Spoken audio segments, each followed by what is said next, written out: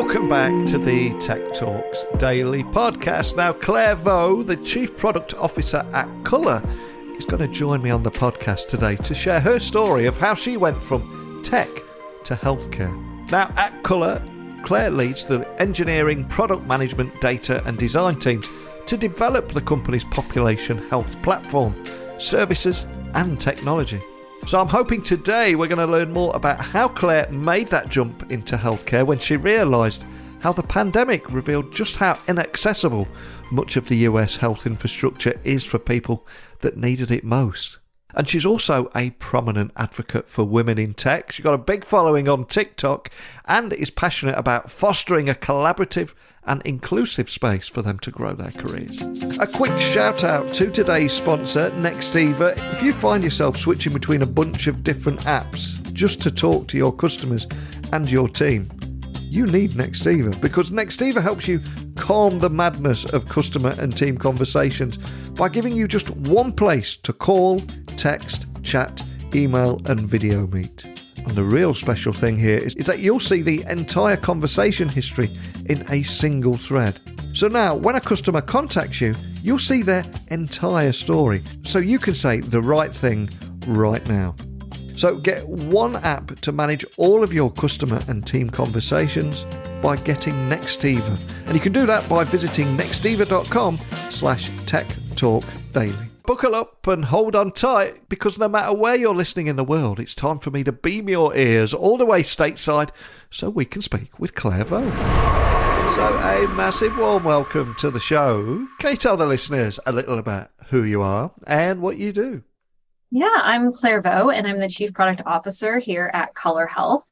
That means that I lead all the teams that build technology for the company. So that's product management, engineering, design, data, and then our technical services team. I like to say that I'm the startup person in the company. I've been a previous founder, have had several operating roles in startups, and in my exceptionally limited time, I do some advising and angel investing, and I'm on a board. And I'm originally from Texas, but I live here in, actually, I was going to say foggy San Francisco, but it's beautiful today. Beautiful San Francisco, with my family, including my two little boys. Oh, I'm officially jealous there in sunny San Francisco, whereas you're chatting to me in a very cold, dark, windy day in the UK.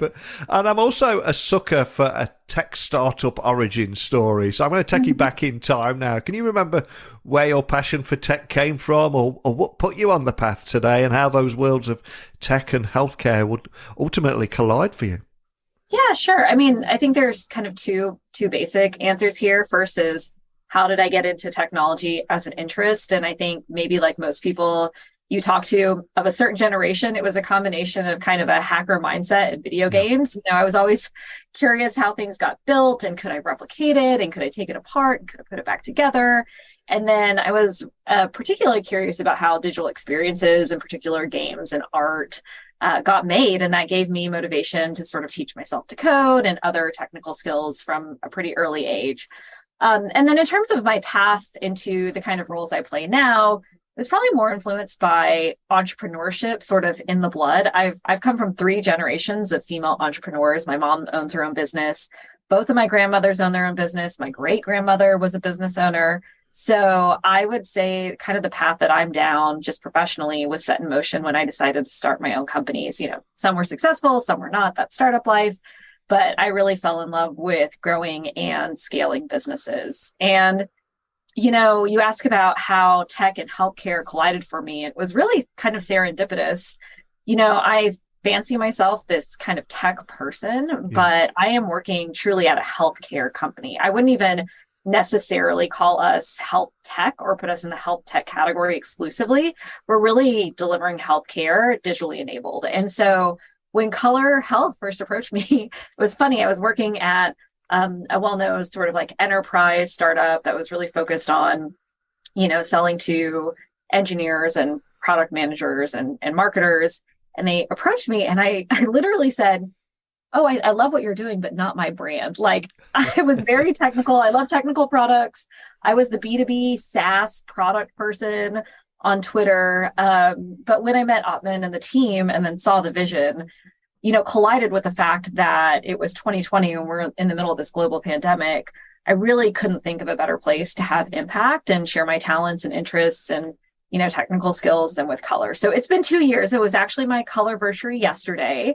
So 2 years to the date, and absolutely the right decision. It's not only a company that's mission aligned and very personal, rewarding to work at, but also the product and technology problems are really interesting.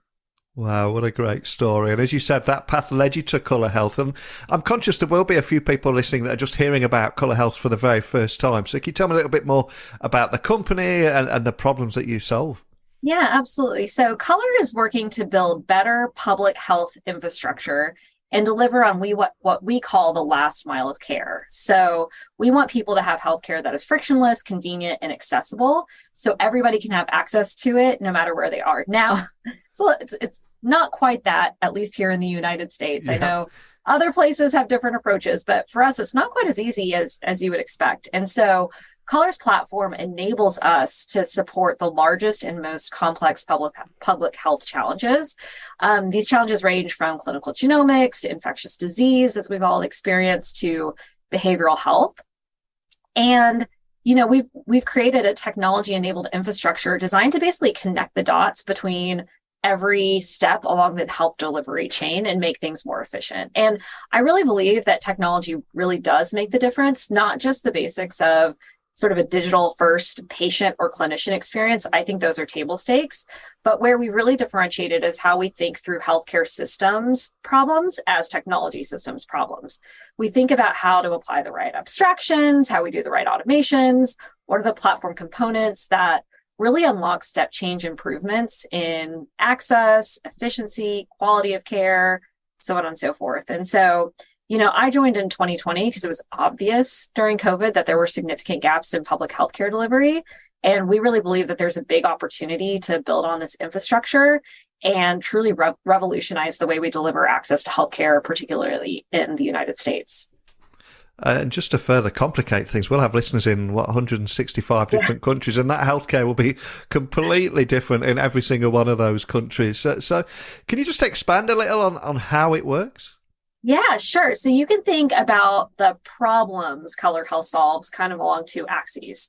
First are, what are the health services we solve? Like, what healthcare services do we deliver? Those are, we're focused on infectious disease, essential primary care, behavioral health, and community access models. So those are the disease areas and care areas that we think, at least in the United States, really benefit from the Color model.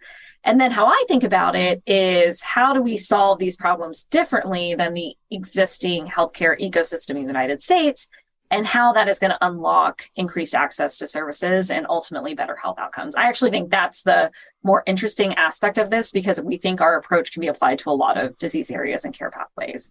So, a lot of people ask me that, and they're even in this country, they're even, know a little bit about the company. They ask, what does Color do and how does the company work? And what they're usually asking is that first question, like, do you do clinical genomics? Do you do COVID-19? Do you do primary care? And what I say instead is much simpler. I say Color helps organizations deliver services, healthcare services, to large and targeted populations at massive scale. Or, like, even simpler than that, when you need to get a big group of people a targeted set of health services, you come to Color to deliver those services. And, we work with a wide variety of organizations. We are a B2B company, so we sort of sell through other companies. We access patients through other companies. So whether that's state and local governments, employers, elementary schools and K through 12 schools, universities, those are the sponsoring organizations that really care about delivering high volume healthcare initiatives and rely on our combination of clinical, technical, and operational infrastructure to do so. So it's pretty interesting. We built this kind of system, this technology, this platform, a set of clinical capabilities. We focused on big populations, complex operations, and being digital first. And we go to organizations, we say, what healthcare problems do you want to solve in your community? They let us know which ones matter the most to them, and then we apply that technology against that problem. It's pretty interesting. And I'm curious, the name, is there a story behind the name at all? I've been here only for 2 years. So you'd have to ask our CEO Yeah. often where the name comes from. Great question. I will say I'm pretty sure the domain cost them at least a little bit. I don't think that's one of those things you just pop off Yes. the shelf. I think they had to acquire it.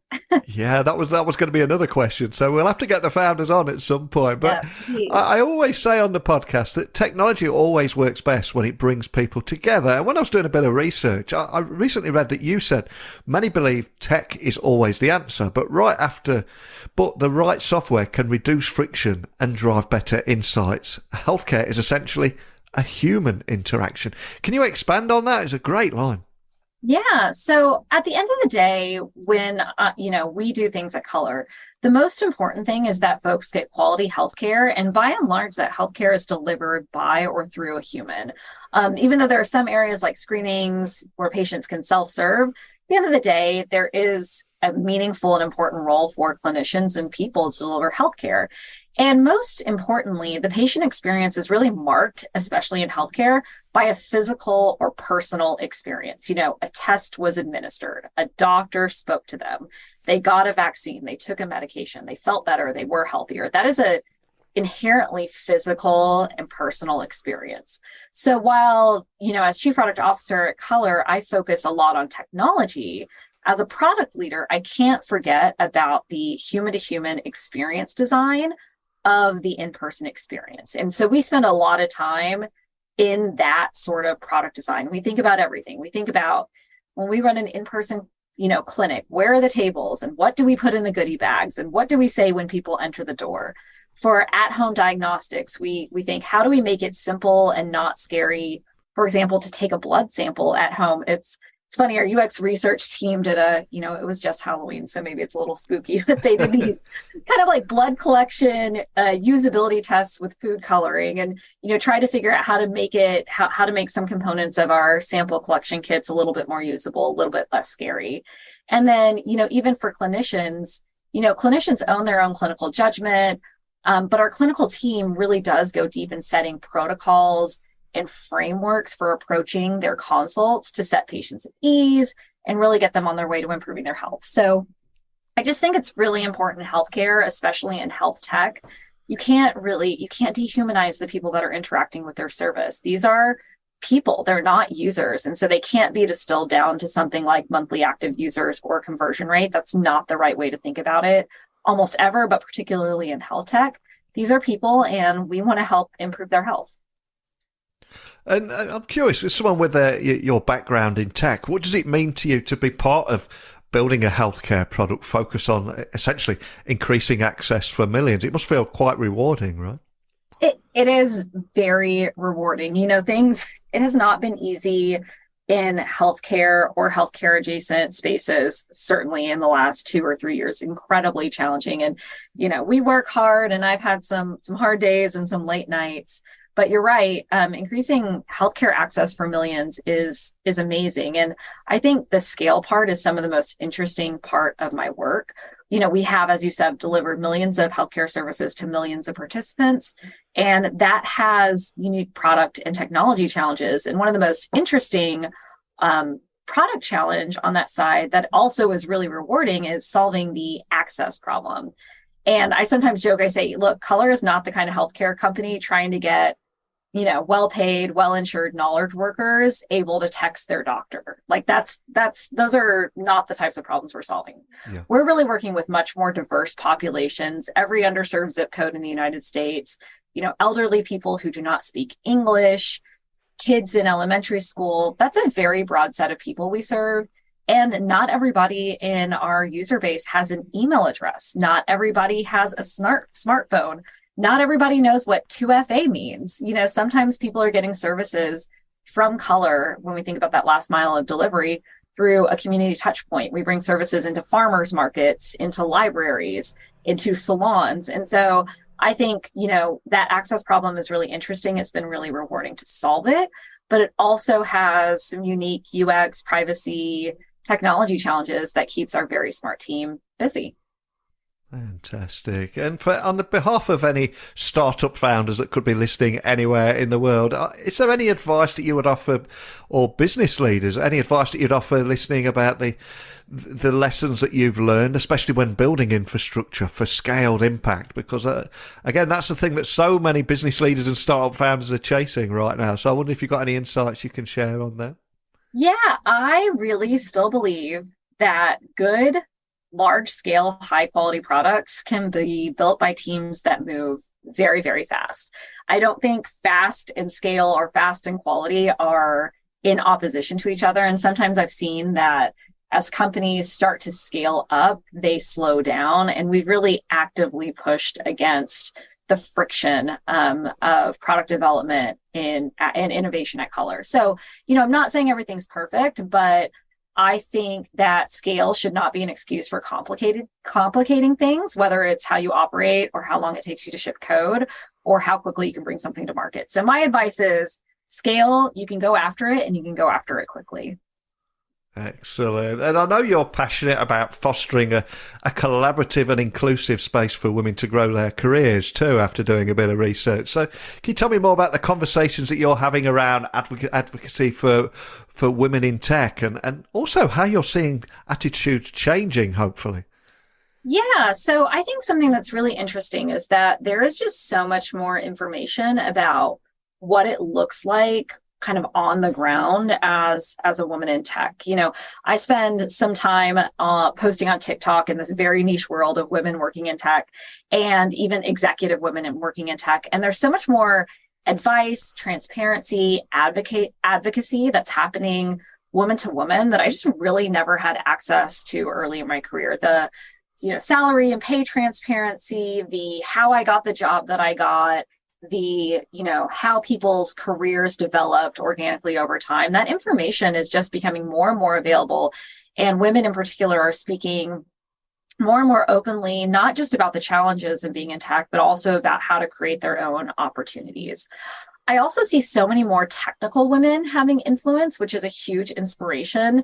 There are not that many women like me that run, large scale engineering teams. It's a bit of a lonely cohort, but it's nice to find folks who do, with these little mini communities that can really discuss how it is and help each other. But, you ask how attitudes are changing. I do think whatever is getting better, I still believe the bar for better is too low. There are still not enough women in software engineering, certainly not in technical leadership. I still have people question how and why do I have the role that I have, as if I haven't earned it through my career. The pay gap's still real. Implicit bias is still real. I do believe it's slowly getting better. And I've been around long enough to not let it get in my way. Wow, that's incredible. Thank you so much for sharing your story with me today. And I'm curious, what's next for you? What's your big focus for, dare I say, 2023? I never thought I'd say that out loud, but what's your big focus for next year?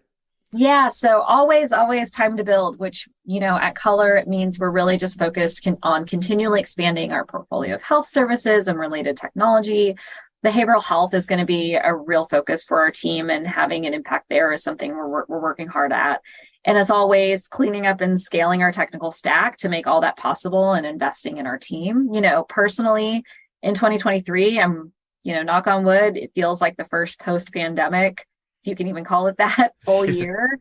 Personally, professionally, my eldest just started kindergarten, and, maybe that'll give me some time for the things that really fill my cup, whether it's advising or creating content, sharing my bits of expertise, and just, keeping on top of my very busy life. It doesn't stop. Wow. Well, we started the podcast today talking about your origin story, what put you on this path. And you've spent a fair bit of your time today sharing your story with me. So I'm going to see if there's something that we can do in return for you. And some of the biggest names in business or VC funding and technology have either been guests or listened to this podcast. So if I was to say, is there a person that you'd love to have a private breakfast or lunch with, and why? Because they might be listening. Who would you choose and why? Oh, this one's easy. It's Melinda French Gates. She went to my high school, my all-girls high school in Dallas before I was a student there, and actually contributed quite a bit to that school's technology program. It was funny. It was many, many, many years ago, but we all carried around these 25-pound laptops in our backpack. I was part of the school IT team.